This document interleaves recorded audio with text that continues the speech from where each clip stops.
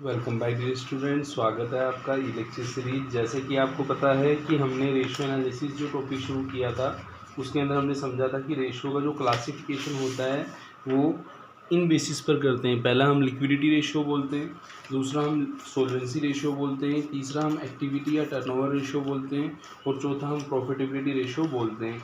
आज हम इस लेक्चर के अंदर ये देखेंगे कि जो हमारे फाइनेंशियल पोजीशन के अंदर जो रेशियो हमने पढ़े थे, जैसे आपको याद हो हमने पहले लिक्विडिटी की बात की थी कि लिक्विडिटी जो रेशियो होते हैं उसके अंदर हम किनको पढ़ते हैं। करंट रेशियो है आपका, क्विक रेशियो है, इनको हमने पढ़ा था। हमने फिर ये देखा था कि जो करंट असेट्स होती हैं करंट रेशियो के लिए उसके अंदर किस किस को हम इंक्लूड करते हैं। करंट लाइबिलिटीज़ के अंदर हमने किस किस को इंक्लूड किया था। फिर अपना करंट रेशियो इससे हो गया था current assets upon current liability करके अपना रेशियो हो गया था, current assets upon current liabilities.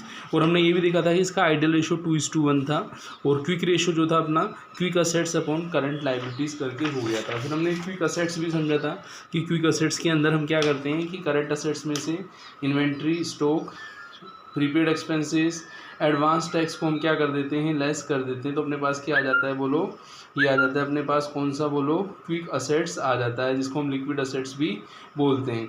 आज हम इस लेक्चर के अंदर ये देखेंगे कि जो अपने long term financial position ratio होते हैं जिनको हम क्या बोलते हैं बोलो, सोल्वेंसी रेशियो बोलते हैं। सोल्वेंसी रेशियो कौन कौन से होते हैं और उनकी कैलकुलेशन कैसे की जाती है हम उसको इस लेक्चर के अंदर समझेंगे। तो हमने एक यहाँ पे क्वेश्चन लिया है जिसकी हेल्प से हम सोल्वेंसी रेशियो को निकालना सीखेंगे।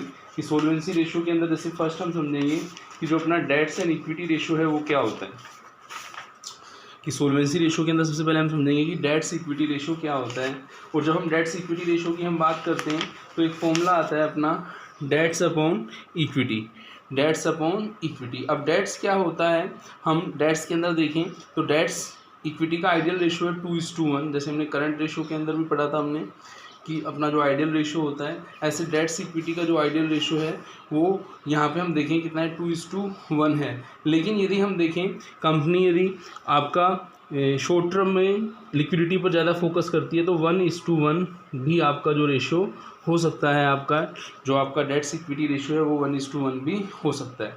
यहाँ पे हम देखते हैं कि जो कंपनी आप देखें डेट्स पर फोकस करती है, डेट्स ज़्यादा लेती है तो वो 2:1 रखती है, और जो कंपनी डेट्स पर फोकस नहीं करती है वो 1:1 रखती है। मोस्टली कंपनी इक्विटी पर काम करती है तो 1:1 जो हम इसका आइडियल रेशियो मानते हैं। तो मोस्टली जो आपको रेशियो दिखेगा वो कौन सा दिखेगा, ये वाला 1:1 वाला रेशियो दिखेगा। अब डेट्स होता क्या है, जैसे हम देखें डेट्स होता क्या है, तो डेट्स के अंदर हम देखें तो डेट्स होता है long debts plus short debts. Long debts का मतलब है डिबेंचर्स हुए, शॉर्ट डेट्स का मतलब है करंट लाइबिलिटीज हुई। मतलब डेट्स का मतलब होता है कि वो पैसा जो हमने आउटसाइडर से लिया है, और वो जो हमने आउटसाइडर से पैसा लिया है हो सकता है कि वो पैसा हमने शॉर्ट टर्म के लिए लिया हो सकता है कि वो पैसा हमने लॉन्ग टर्म के लिए लिया हो। यदि हमने शॉर्ट टर्म के लिया है तो उसको हम क्या बोलेंगे बोलो, करंट लाइबिलिटी बोलेंगे। और यदि हमने लॉन्ग टर्म के लिए लिया है तो उसको हम क्या बोलेंगे, लॉन्ग डेट्स बोलेंगे, डिबेंचर, लॉन्ग टर्म बोरोइंग्स बोलेंगे। तो डेट्स को हम समझेंगे। फिर डेट्स के बाद आता है अपना इक्विटी, कि इक्विटी क्या होता है। तो इक्विटी की जब हम बात करते हैं तो इक्विटी के अंदर हम क्या देखते हैं कि जो कंपनी की बैलेंस शीट की इक्विटी एंड लायबिलिटी साइड होती है वहाँ से हम इक्विटी को समझते हैं कि इक्विटी क्या होता है। तो मैं यहाँ पे एक न्यूमेरिकल क्वेश्चन जो है उसकी हेल्प से आपको डेट्स इक्विटी के बारे में थोड़ा यहाँ पे मैं बताऊँगा। आप देखिएगा, सबसे पहले जो मैंने आपको यहाँ पे क्वेश्चन शो किया था न्यूमेरिकल क्वेश्चन, उसकी हेल्प से मैं आपको डेट्स इक्विटी के बारे में समझाऊँगा कि डेट्स क्या होते हैं और इक्विटी क्या होते हैं।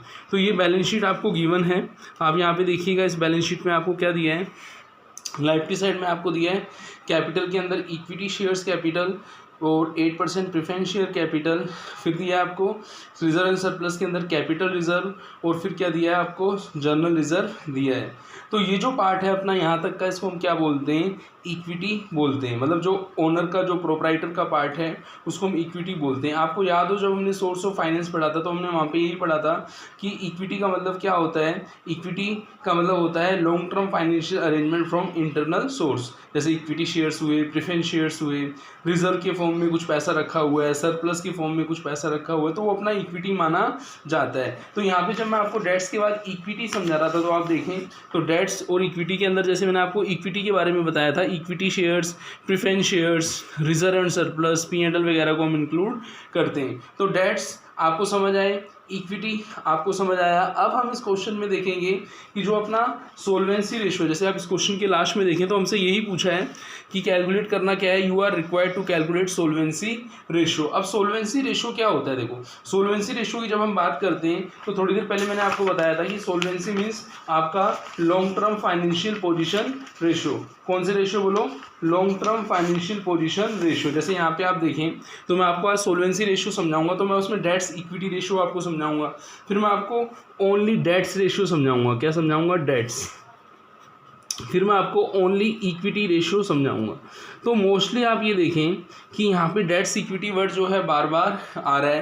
पहले डेट समझेंगे हम, फिर हम इक्विटी समझेंगे, ठीक है ना। अब हम यहाँ पे देखें, ऊपर तो डेट्स इक्विटी 2 वर्ड्स आ रहे हैं, लेकिन नीचे डेट्स अलग और इक्विटी अलग। तो इसका हम किससे रेशियो निकालते हैं, इसका हम रेशियो निकालते हैं, ये आपको अंडरस्टूड रखना है, ये हम निकालते हैं ratio two total tangible assets. Total tangible assets से हम ये रेशियो निकालते हैं, टोटल टेंजिबल असेट्स कि कंपनी की जो टोटल टेंजिबल असेट्स हैं उसका हम, जैसे हम यहाँ पे डेट्स इक्विटी करते हैं तो यहाँ debts upon total tangible assets करेंगे। तो ये 2 का मतलब है अपॉन, है ना, 2 का मतलब है अपॉन टोटल टेंजिबल असेट्स। अब आप सोच रहे होंगे कि सर आप एक बार कैलकुलेट करके आप बता दीजिए कैसे कैलकुलेट होंगे, इनको मैं आपको बता देता हूँ। अच्छा, एक चीज़ मैं आपको समझाना चाह रहा था कि डेट्स इक्विटी जो रेशो होता है ये हम टोटल डेट्स का लेते हैं, ध्यान रखिएगा, ठीक है ना, टोटल डेट्स का लेते हैं, ध्यान रखिएगा। क्यों, कभी कभी पेपर में क्या होता है कि आपको लॉन्ग डेट्स बोलता है, लॉन्ग डेट्स टू इक्विटी बोलता है, शॉर्ट डेट्स टू इक्विटी बोलता है, तो उस चीज़ को मैं आपको न्यूमेरिकल क्वेश्चन जब कराऊंगा उसके अंदर मैं आपको वहाँ पे समझाऊंगा।